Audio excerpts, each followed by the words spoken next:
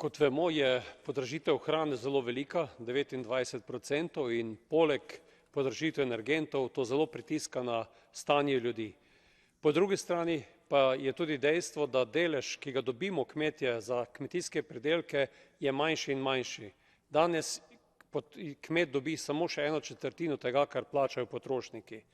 Zato kmetje upravičeno protestirajo najprej proti dohodkovnemu položaju v prehranski verigi, neupravičena razmerja so v tej verigi. Drugo, za kar kmetje protestirajo, so tudi dodatna okoljska in administrativna bremena in nenazadnje tudi uvoz hrane iz drugih delov sveta. Dodatna bremena pa nalagajo tudi države, kot v Sloveniji obdavčitev na omejene dejavnike in tudi na tiste, ki imajo dopolnilne dejavnosti.